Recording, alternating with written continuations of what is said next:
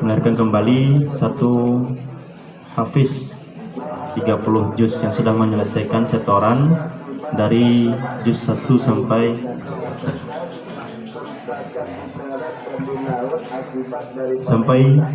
juz 30, berarti sudah menyelesaikan dari halaman pertama sampai halaman terakhir. Oke, takbir. Allah.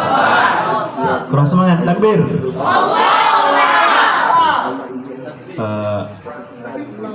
Ana di sini sebagai musyrif, salah satu musyrif dari beberapa musyrif lainnya, mengucapkan selamat kepada salah satu santri kita, teman kita yang sudah menyelesaikan hafalannya.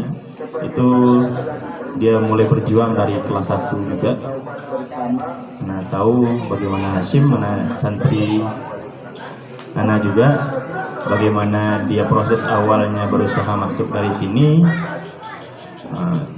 Semangatnya bagaimana mungkin kita sudah nampak, apalagi teman sekelasnya atau teman sekamarnya. Betul? Jadi Ana sampaikan di sini bahwa inilah contoh untuk kita semua, bagaimana apa yang sudah diniatkan oleh saudara kita Abdul Hashim. Ini sebagai contoh atau uswah bagi kita, apa yang telah diniatkan antum untuk masuk PBQ. Itulah yang akan antum capai nanti, seperti saudara kita atau teman kita Abdul Hashim Mubarak. Jadi semoga setelah ini kita mengharapkan ada yang menyelesaikan sampai 30 juz. Kok sedikit yang amin? Dan yang sudah menyelesaikan, kita mungkin sama-sama mendoakan agar kita tetap istiqomah. Oke, tapi terkhususnya Ana termasuk sangat bangga. Karena apa? Kita sesama melihat, atau Ana termasuk pernah membimbing juga saudara kita Abdul Hashim kepada jenjang dari kelas 1 sampai kelas 3 sekarang. Betul, Hashim kelas 3 sekarang, kan? Jadi Ana doakan juga kepada antum semuanya untuk cepat-cepat menyusul teman kita. Bukan menyusul ke akhirat ya, tapi menyusul ke sampai hafalannya 30 juz. Mungkin Ana tidak banyak berkata-kata, kita tengok faktanya saja, realitanya saja bagaimana yang ada di sekarang ini. Sekarang adalah tasmi, hafalan akhir dari juz pertama yang telah dihafalkan oleh Hashim sampai sekarang alhamdulillah telah selesai hafalannya 30 juz. Mungkin cukup sekian dari Ana. Kalau ada kekurangan dan kekhilafan, Ana mohon maaf. Alhamdulillah Rabbil Alamin. Jazakumullah khairan atas sambutan yang disampaikan oleh salah seorang musyrif PBQ. Berikutnya kita dengarkan khutbatut taujih wal irsyadat dari Ustaz Mukarram Ustaz Arif Rahman. Pada beliau setelah azan kita persilahkan.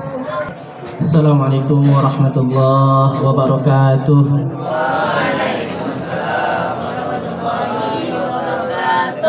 Nahmaduhu wa nusalli wa nusallimu ala rasulihil karim, amma ba'd. Wa qad qala Allah ta'ala fi Qur'anil karim, inna nahnu nazzalna dzikra wa inna lahu lahafizun. Wa qala aidan, wa laqad yassarna al-Qur'ana lidzikri fa hal min muddakir. Qala an-nabiy sallallahu alaihi wasallam, man qara'a al-Qur'an fastadharuhu wa halla halalahu wa harrama haramahu adkhalahu Allahul jannah wa syafa'ahu fi ashri ahli baitihi qad wajabat lahu an-nar aw kama qala an-nabiy sallallahu alaihi wasallam. Yang kami hormati Bapak Pimpinan Markas Quran Diniyah, yang kami hormati para musyrif yang mengorbankan waktunya pagi, subuh, malam untuk khidmat kepada calon-calon para hafiz Quran. Lidahnya tidak kering dari membaca Al-Quran, sehingga nanti dia berjumpa dengan Allah Subhanahu wa Ta'ala. Dia menyetorkan hafalan Quran kepada sang pemilik Al-Quran, yaitu Allah Subhanahu wa Ta'ala. Maka dikatakan nanti di akhirat, sebagaimana saat ini antum menyetorkan kepada musyrif setor satu ayat. Nanti ketika di akhirat orang penghafal Quran juga menyetorkan hafalannya kepada sang pemiliknya. Man qara'al Quran fastadharu. Iqra wartaki, kata Allah Subhanahu wa Ta'ala. Iqra, kamu bacalah. Ketika Allah Subhanahu wa Ta'ala ketika itu sedang menikmati bacaan kita. Ketika kita membaca Al-Quran, wartaki, maka ketika itu kamu menaik derajat. Satu ayat naik derajat satu derajat. Satu ayat naik satu derajat. Satu ayat naik satu derajat. Satu ayat naik satu derajat. Indah akhir ayatin taqruha, sehingga derajat kita nanti yaitu pada akhir ayat yang kita baca. Maka oleh karena itu para santri yang dirahmati Allah Subhanahu wa Ta'ala, di momen yang saat ini ketika orang mendapatkan nikmat Al-Quran, seharusnya kita juga harus diminta kepada Allah Subhanahu wa Ta'ala untuk mendapatkan itu. Karena Allah Subhanahu wa Ta'ala akan memberi seseorang, Allah Subhanahu wa Ta'ala akan memberikan Al-Quran kepada diri seseorang menurut dari kesiapannya dia menerima. Kalau dia siap menerima, maka Allah Subhanahu wa Ta'ala akan memberikan dia Al-Quran. Tetapi kalau kita mungkin ya kalau diberi alhamdulillah, nggak diberi pun ya terserahlah. Ini tidak ada rasa tolak seperti ini, maka Allah pun akan ragu akan memberi kepada dirinya. Tetapi kalau kita betul-betul minta kepada Allah Subhanahu wa Ta'ala, dari bicara dengan doa kita minta, ya Allah jadikanlah saya hafiz Al-Quran, ya Allah mudahkanlah saya dalam menghafal Quran, ya Allah hafalan yang hamba miliki, ya Allah berikanlah kelancaran, ya Allah. Kemudian kita zahirkan dengan amalan kita sehari-hari, yaitu kita sibuk membaca Al-Quran, sibuk menyetorkan hafalan Al-Quran, sibuk memurajaah, maka Allah Subhanahu wa Ta'ala, innallaha la yudhi'u ajral muhsinin, Allah Subhanahu wa Ta'ala tidak menyia-nyiakan usaha kita yang kita perjuangkan, maka Allah Subhanahu wa Ta'ala tidak akan sia-sia. Man qara'al Quran fastadharuhu, barang siapa yang membaca Al-Quran kemudian dia menghafalkannya, wa halalahu, kemudian dia menghalalkan apa yang dihalalkan dalam Al-Quran, wa harrama haramahu, dan dia mengharamkan apa yang diharamkan oleh Al-Quran, adkhalahul jannah, maka Allah Subhanahu wa Ta'ala akan memasukkannya ke dalam surga. Wa syafa'ahu fi asyri ahli baitihi qad wajabat lahun nar. Kemudian orang yang menghafal Quran ketika di dunia dia ini sibuk dengan Al-Quran, maka ketika dia nanti di akhirat, maka kecapek-capekannya, kesedihannya, keletihannya, maka tidak dibiarkan oleh Allah Subhanahu wa Ta'ala. Dia diberi kegembiraan, yaitu dia bisa memberikan syafaat kepada 10 ahli keluarganya, orang-orang yang dia cintai, yang dia ini wajib untuk masuk neraka. Tak mungkin Allah Subhanahu wa Ta'ala membiarkan para hafiz Quran dalam keadaan kesedihan. Satu, di surga itu nikmat yang penuh dengan kemuliaan, nikmat yang begitu indah. Tetapi kalau tidak dibarengi dengan orang-orang yang kita cintai, maka keindahan tersebut, kemuliaan tersebut akan sedikit berkurang. Tetapi kalau di situ kita nanti di surga, bersama dengan bapak kita, bersama dengan ibu kita, bersama dengan keturunan kita, maka akan tambah sempurna kebahagiaan kita. Maka oleh karena itu berpisah kita dengan orang tua kita, berpisah dengan orang tua kita, inilah perpisahan yang sementara. Kita akan bersama-sama dengan mereka di surganya Allah Subhanahu wa Ta'ala, yaitu dengan cara proses jalan tol. Apa jalan tolnya? Yaitu menghafalkan Quran, kemudian menghalalkannya apa yang dihalalkan dalam Al-Quran, yakni kita mengamalkan semua kandungan-kandungan Al-Quran. Maka ketika itu Allah Subhanahu wa Ta'ala berikan kita kebahagiaan nanti di akhirat yang selama-lamanya. Sekarang ini kita nampak kita saat ini apa? Oh, hafal Quran letih, capek, futur, letih. Tapi kalau kita ingat, oh, kalau kesana ini kita letihnya sementara kok, bahagianya yang selama-lamanya.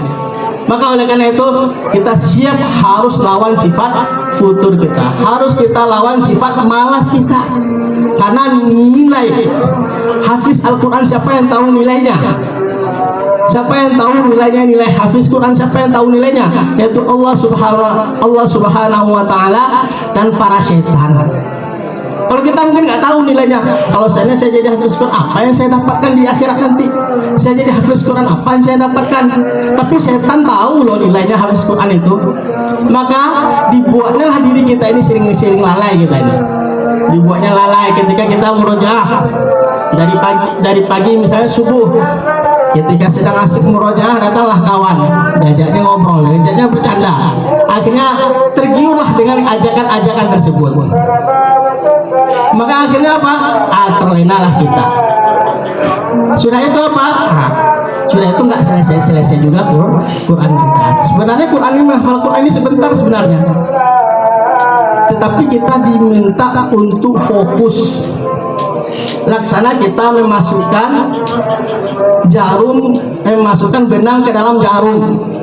Ini kalau orang-orang betul-betul fokus ketika memasukkan benang ke dalam jarum, maka ketika dia fokus maka akan cepat dia akan memasukkannya.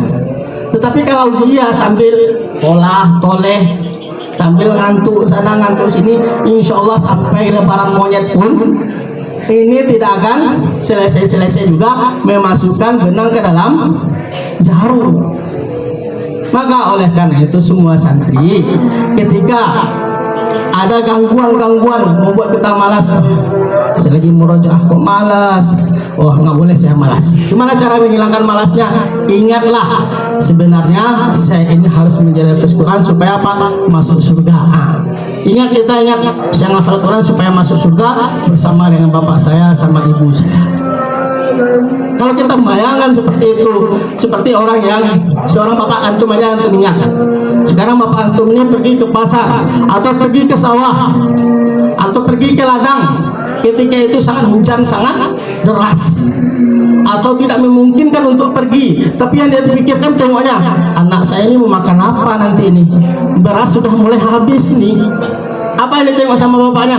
Biarin saja, penting kalau pergi ke pasar saya cari mantel, kalau mereka pergi ke sawah saya pergilah ke sawah walaupun dalam keadaan hujan-hujanan. Yang penting anak saya nggak kelaparan, yang penting istri saya tidak kelaparan. Kenapa? Dia tahu nilai pergi ke sawah. Sekarang kita ini belum tahu nilai untuk jadi hafiz Quran. Maka ketika kita ngobrol, main-main, kita belum tahu nilai sebenarnya. Kalau ketika tahu nilainya hafiz Quran, maka kita tidak akan tidak menyia-nyiakan waktu walaupun 1 detik pun. Dulu ada seorang santri, seorang santri ini ketika tahu dia nilai, ini pengalaman saya tanya nih, ini ada yang 30 juz. Jadi ketika dia ngafal Quran, dia ini punya waktu yang mana waktu ini tidak boleh diganggu. Waktu ini tidak boleh diganggu. Maka datang kawannya, ngajak ngobrol, cerita ini. Apa kata dia ceritakan sama kawannya? Nanti dulu ceritanya ya, saya selesaikan dulu, dapat 2 halaman baru kita cerita. Begitu dia menolak ajakan dari kawannya untuk lalai, untuk ngobrol, dia tolak. Bagaimana katakan? Saya lebih dahulukan, nanti minta maaf ya, nanti saya selesaikan 2 halaman sudah dapat, baru kita bicara, baru kita ngobrol. Ketika itu maka betul luar biasa Allah Subhanahu wa Ta'ala ikhtiar dia ini. Nah, ini termasuk santri saya juga tuh. Dia ini Allah Subhanahu wa Ta'ala dengan ikhtiarnya seperti itu, akhirnya dia selesai Quran 30 juz. Selesai 30 juz, kemudian dia khatam kubro. Ini baru khatam subro, baru khatam setoran. Khatam kubro itu adalah khatam 1 kali duduk dari Al-Fatihah sampai Anas, dari pagi sampai petang. Selesai itu 30 juz sekali duduk. Kemudian Allah Subhanahu wa Ta'ala dari ikhtiarnya, karena dia menolak untuk dari ajakan lalai, maka sekarang ini bisa membaca Al-Quran secara membaca Al-Quran ya ketika dites, tapi kan nggak boleh dibawa dalam sholat. Membaca Quran sambil sungsang, apa? Biasa dari atas ke bawah, ini dari bawah ke atas. Dan Allah Subhanahu wa Ta'ala tidak menyia-nyiakan usahanya, tidak menyia-nyiakan usahanya. Ini Quran satu istimewa, betul-betul memiliki kehebatan yang luar biasa. Pengalaman orang yang menghafal Quran, boleh sedikit. Ini sedikit orang menghafal Quran, antum akan merasakan kehebatan Al-Quran ini luar biasa. Ketika antum mulai menghafal Quran, awal-awal cuma mendapatkan mampu setengah halaman lah, nggak mampu satu halaman, nggak mampu satu halaman, nggak mampu. Ketika awal-awal menghafal Al-Quran, kemudian dia susah payah perjuangan, terus satu ayat, satu halaman, setengah halaman, kemudian lama kelamaan Quran ini sudah memberikan satu efeknya. Maka yang dulu dia cuma mampu setengah halaman, maka setelah itu maka ada sedikit kelebihan, agak kemudahan datang dalam dirinya. Apa kemudahannya? Yang dulu dia mampu setengah halaman, kemudian dia meningkat satu halaman. Kemudian satu halaman dia perjuangan lagi, satu halaman. Kemudian Allah Subhanahu wa Ta'ala tambah lagi kemudahan. Kemudian sudah meningkat satu halaman, meningkat 2 halaman. Seperti laksana sebuah pedang, diasah, makin tajam. Begitu juga otak kita nih, dibuat susah, maka akan menjadi cerdas.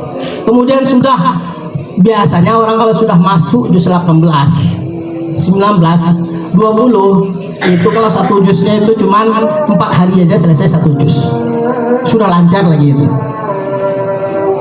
Nah, ini pengalaman yang nyata ya.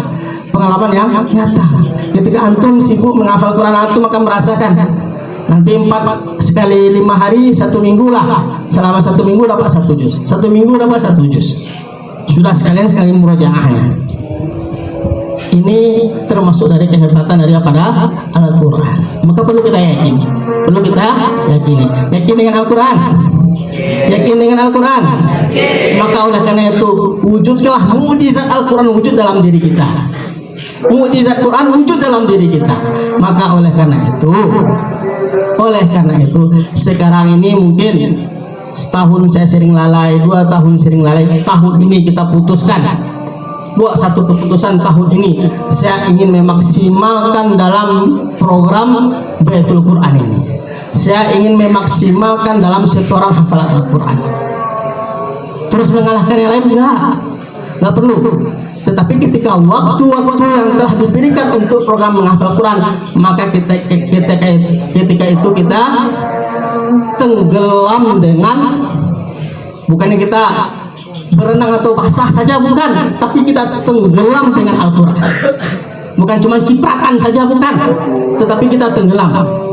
Ketika menghafal Quran, tengok jam lagi, jam berapa sekarang nih? Nah, ini masih kurang fokus. Tetapi kalau orang sudah tenggelam dengan Al-Quran, maka udah jam 8 aja hari ini, udah 6:30 aja hari ini. Jadi dia sudah tenggelam, akan dia nggak terasa lagi, sudah sampai di dasar rupanya saya saat ini dalam menghafal Al-Quran.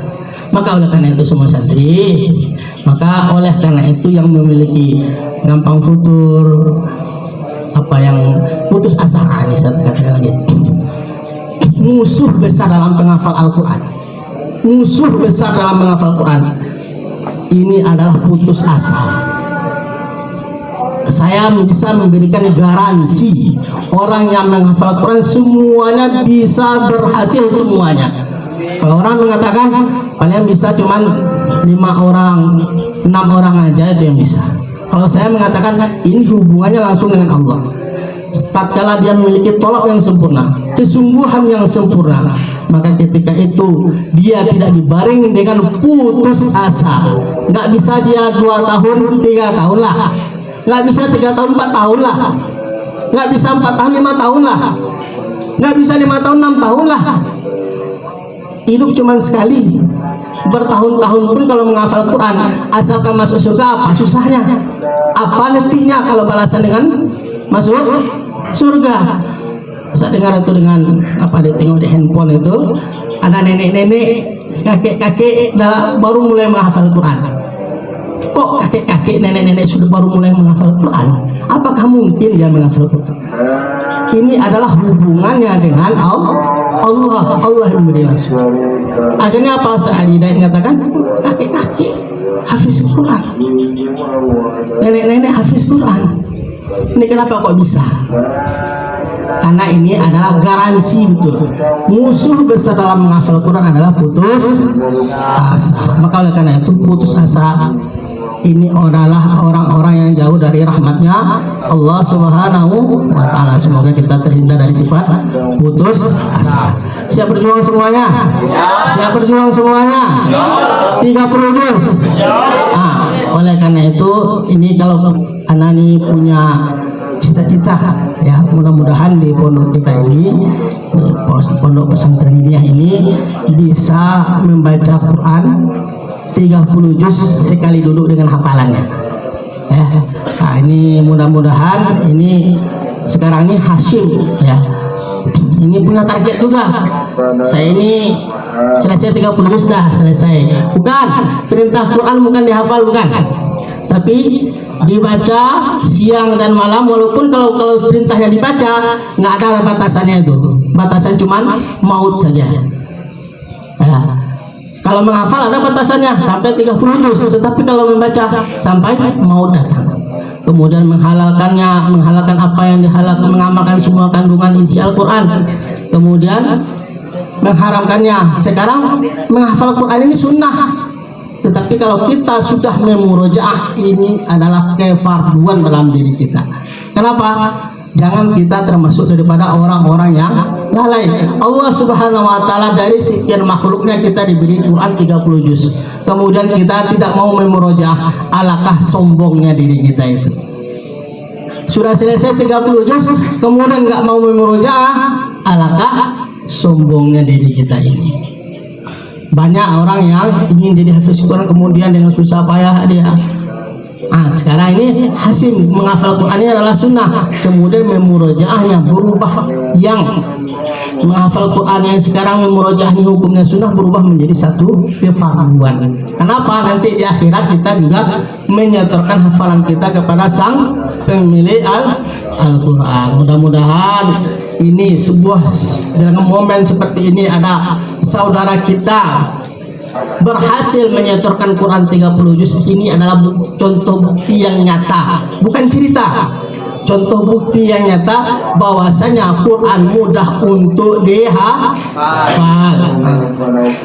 Sama-sama kita makan nasinya, sama-sama memiliki guru, sama-sama waktunya yang sama dalam menghafal Quran, kok hasilnya beda-beda. Ini dia berhasil kok saya masih lambat. Maka sekarang mungkin kita ini sering lalai, sering kurang tawajuh, kurang fokus. Maka sekarang ini kita rubah tabiat-tabiat atau kebiasaan yang kurang bagus, maka kita tinggalkan. Kemudian kita insya Allah kalau kalian berani meninggalkan perkara-perkara yang lalai, maka Allah Subhanahu wa ta'ala akan berikan waktu-waktu yang penuh dengan keberkahan. Gimana kok waktu itu bisa berkah? Gimana Ustaz? Waktu itu penuh dengan keberkahan apa? Waktu cuma setengah jam bisa dapat 2 halaman, itu berkah itu namanya. Setengah 1 jam dapat 2 juz misalnya, itu berkah namanya. Sayyidina Utsman radhiyallahu anhu menghatamkan Al-Quran dalam 1 rakaat salat witir, 30 juz selesai dengan 1 rakaat salat witir. Kok bisa? Waktu beliau sudah diberi dengan keberkahan. Maka oleh karena itu, supaya waktu kita ini penuh dengan keberkahan, hiasilah waktu kita ini dengan perkara-perkara yang bermanfaat. Insya Allah itu saja yang mungkin dapat saya sampaikan. Terlebih terkurang mohon maaf. Semoga teman-teman semua diberi taufik oleh Allah Subhanahu wa ta'ala, diberi kemudahan oleh Allah Subhanahu wa ta'ala dalam proses menjadi hafiz Al-Quran. Semoga Allah Subhanahu wa Ta'ala hafalan yang antum miliki pada saat ini, Allah Subhanahu wa Ta'ala jaga hafalannya, diberi kelancaran hafalannya, kemudian bisa mengamalkan isi kandungan daripada Al-Quran, sehingga Allah Subhanahu wa Ta'ala dengan rahmatnya Allah Subhanahu wa Ta'ala memasukkan antum-antum semua ke dalam surganya Allah Subhanahu wa Ta'ala dengan perantara Al-Quran. Amin ya rabbal alamin. Saya akhiri dengan assalamualaikum warahmatullahi wabarakatuh.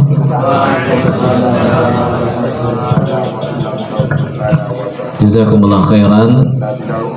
Mudah-mudahan Allah membalas Ustaz Arif Rahman dengan kebaikan yang banyak atas motivasi taujihan yang telah beliau sampaikan.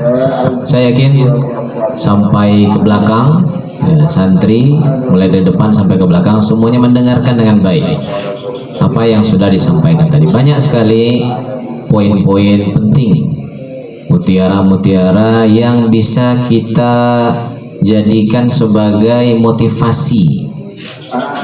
Meskipun mungkin perkataan ini sekarang kita dengar, kita termotivasi, tapi 10 menit, setengah jam kemudian kita akan lalai lagi. Itu wajar, karena seperti yang disampaikan oleh Ustaz tadi, syaitan itu tidak akan membiarkan kita terus bersemangat, dia akan ganggu terus. Maka ambil beberapa kalimat yang beliau sampaikan tadi, yang bisa rasa kita ingat dengan kuat, tulis, tempelkan. Jadi penghafal Quran itu perlu banyak motivasi-motivasi yang dia tempelkan di lemarinya.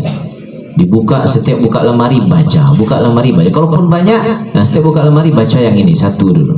Buka lagi lemari nanti baca yang di tengah, baca di bawah. Motivasi diri kita terus. Jangan biarkan satu kesempatan pun untuk syaitan membuat kita menjadi berputus asa. Jangan berikan. Terakhir, dan kita semua akan mengucapkan selamat kepada kita semuanya. Mudah-mudahan selamat ini tidak berakhir kita dengar di PBQ saja, tapi sampai nanti kita masuk surga, kita akan mendengar salamun alaikum bima sabartum. Ya, karena kita bersabar menjalani kesulitan dalam menghafal Quran. Mudah-mudahan itu semua bisa kita capai. Dan sekali lagi jazakumullah, kita ucapkan pertama tadi pada pembicara Ustaz Rizky Fadlan Al-Mukarram, kemudian pada Ustaz Arif. Mudah-mudahan Allah berikan kekuatan kepada Hashim dan juga Imam untuk tetap istiqamah, ya, untuk tetap bersabar melanjutkan sehingga sampai Al-Quran itu bukan hanya di dalam kepala, tapi sampai masuk ke hati kita. Maka kita seperti yang disampaikan, Al-Quran berjalan, ya, kemanapun kita berjalan, lisan kita tetap basah dengan al-rojah terus setiap saat. Baik, demikian saja. Alhamdulillah kita ucapkan, dan saya nasihatkan kepada antum, setiap selesai majelis Al-Quran kita bacalah doa kafaratul majelis, kemudian bacalah doa.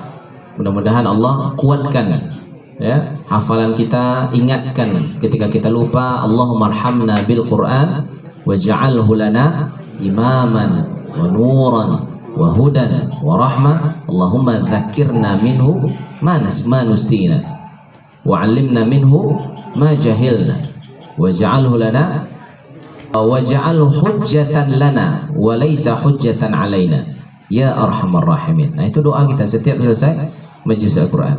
Mudah-mudahan Allah mendengar itu dan Allah selalu mengingatkan kita ketika di saat kita akan lupa. Baik, demikian, jazakumullah khairan. Wassalamualaikum. Kita ada tutup dan kafaratul majelis. Subhanakallahumma wa bihamdika asyhadu an la ilaha illa anta astaghfiruka wa atubu ilaik. Assalamualaikum warahmatullahi wabarakatuh.